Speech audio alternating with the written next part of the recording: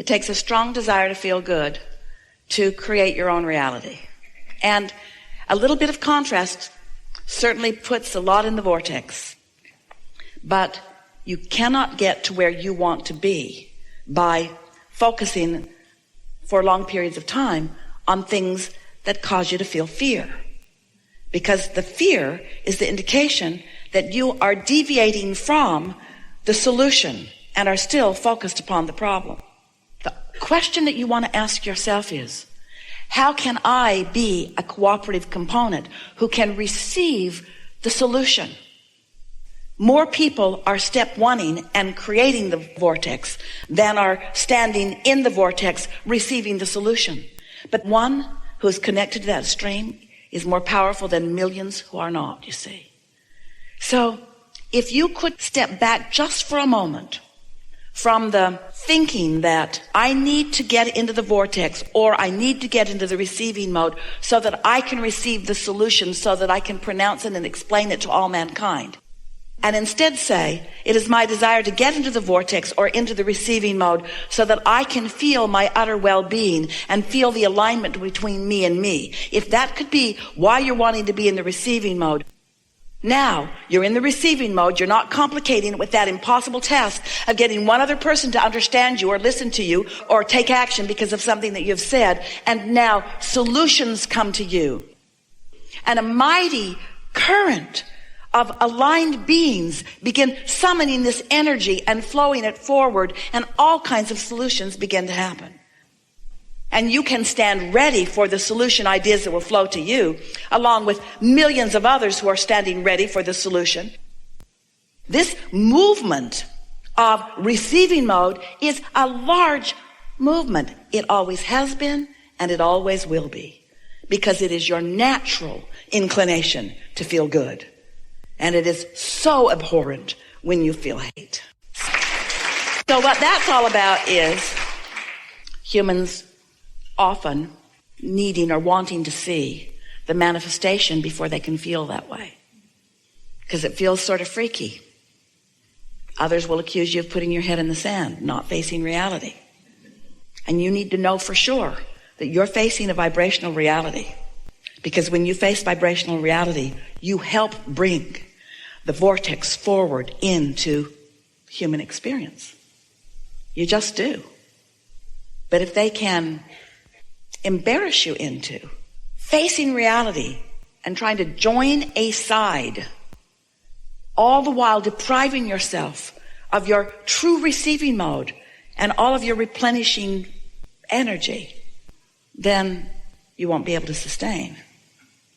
So if you can trust that your focus and therefore better feeling, and it takes practice, is a thought turning to a thing, and you can revel in the relief even before the thought has turned to the thing, then you're going to make it through this just fine. Don't be so hard on yourself, and here you're going to get some understanding about this. The reason that working for someone else has advantages, disadvantages too, because you're less free. But the reason it has advantages is because usually, not always, but usually they already have some momentum going. So as you hear them, see them, talk to them, you're able to dovetail with the momentum that they already have going. And then you can do the more unique or specific things that they're asking of you. Where when you are working for yourself, you have a broader repertoire of things, some of which you don't have momentum for.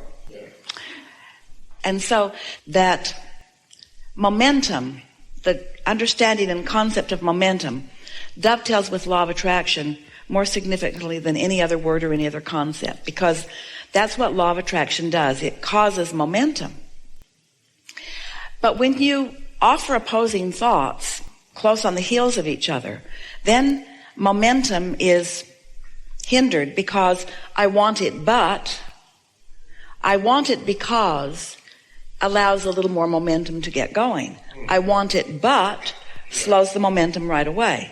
So you're just talking about momentum that's already underway. Now, of course, you could work for someone else and experience the benefit of that momentum, and then later feel that your toes of freedom are being trampled, and then you could cause that momentum to slow because there is some other reason that you're pushing against. So nobody does negative segment intending. You do that by default. You do that because negative momentum is sweeping you. You get what we're getting at? So it's easy. So many people talk about most businesses fail within da-da-da-da-da-da, and it's, unless you've got really good backing, there's all that stuff that has been said to you or that you've picked up along your way that is in the way of any momentum. So almost as soon as the idea comes, it is contradicted by a belief. A belief is just a thought that you continue to think, and it is simply unnecessary. By deliberately segment intending, you will get the momentum going. Hear this. By deliberately segment intending, you will get the momentum of your desire moving fast enough within you that it does not matter what you have believed about that subject in the past. Powerful. And then you find yourself just thinking about it because it's fun to think about it. Sort of the daydreams, the imaginings, ideas coming and just running with them. Have you been listening to us for a little while? The life that you've been living makes this seem reasonable to you.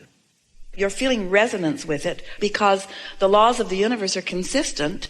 And so as you just watch a little bit what's happening with you and then apply them with the ideas of these laws that we are speaking about, it does sort of help you with some momentum.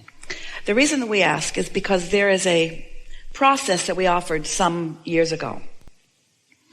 It's one of 22 processes in the back of the Ask and It Is Given book, which read only this process. This process will help you, but here it is.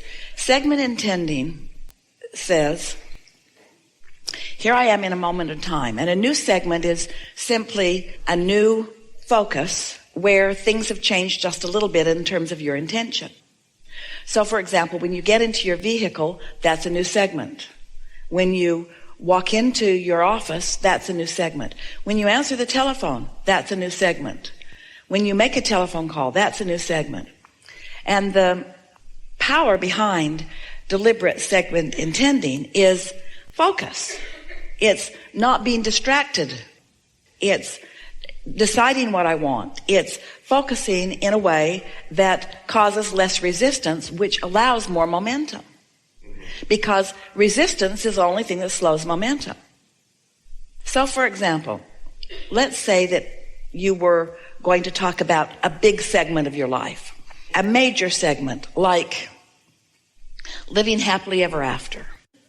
So you say, in this segment of my life, I intend to do things that feel good to me and focus upon things that feel good to me and criticize as little as possible and enjoy life. Now that's really general, but it's a big segment and there is momentum in that. So if you were to address your big feeling of living happily ever after once a day, just by saying, I intend to feel happy, and you'd get momentum going about that. Now, we know that you do that in just as significant of ways every day. Because you are someone who revels in life, you are a natural appreciator, your creative juices flow and you really like it. So we're just offering you an example of a really general segment intending. Let's say that you are on your way to work and you're wanting to set the segment even before you get there. So you're saying, in this segment while I'm driving or transporting myself to work, it is my intention to feel really good. It's my intention to breathe deeply and refresh myself as much as possible. It's my intention to be fueled and ready. It's my intention to be as clear as possible. It's my intention to be as kind and nice to the people that I'm interacting with as possible. And it's my intention to feel really good at the end of this day about how this day unfolded.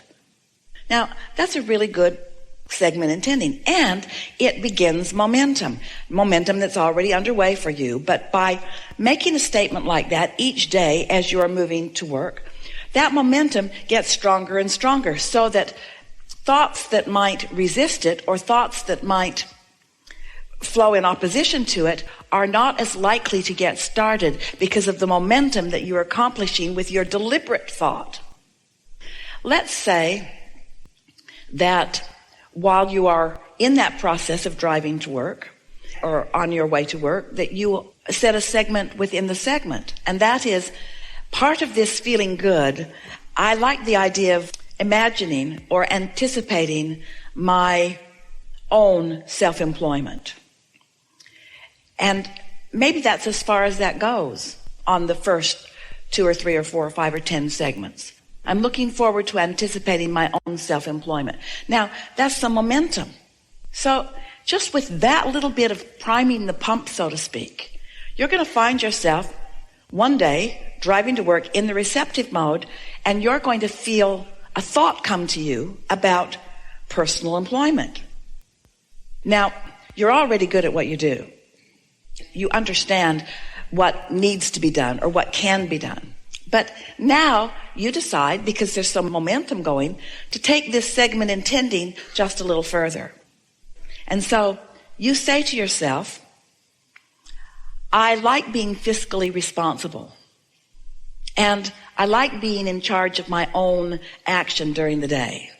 And I love following my own impulses. That's the thing about creativity that is so delicious to me. I love being able to follow my own feeling or whim. So that's as far as it goes that day. In other words, more momentum. And then you find yourself wanting to think about it again while you're on your way to work. But this time, it's becoming more specific to you because more momentum is flowing, but you're still carrying through this idea of segment intending. So you're thinking, in this segment, I'm going to think about my own business. My own business is going to be very prosperous. My own business in the beginning may just be me as the creative genius, or maybe another. I like the idea of co-creation. I like the idea of collaboration. That may be as far as that goes, but do you see how the momentum is going? Now, the next time you sit to segment intend relative to this, you may think, I'll need some financial backers, or I want some financial partners, or I'm looking forward to meeting the right people who want to invest in my idea. It's going to be fun to attract the fiscally responsible people who can do the details that I don't really want to do. By segment intending just a little bit, which means just take a thought and deliberately think about it the way you mean to think about it. It means in this segment, I intend to think this. That's all segment intending means. But what happens is, as you are doing more and more segment intending, more and more momentum about these subjects takes place. So what's happening is you're preparing yourself for the receiving mode so that you're in the right place at the right time for an idea to come or for someone to rendezvous with you. You know how when you meet up with someone who's got a really good idea and juices flow, how good it can sometimes be. But most people don't then let it be. They kill it with their doubt because they haven't segment intended themselves into positive expectation. Now that's a new understanding of segment intending. We're coupling it with the thing that has always made it work, which is momentum. You evoked it from us because of the power of your desire, and because you're like most people, you can talk yourself in or out of about anything. You can, can't you? Segment intending is talking yourself in to alignment with source energy relative to a subject. I'm intentionally having these thoughts because most people who have negative thoughts about possibilities or derogatory thoughts about themselves or others are not doing it intentionally. No one starts a segment by saying, while I'm driving to work today, I'm going to be as hard on myself as possible.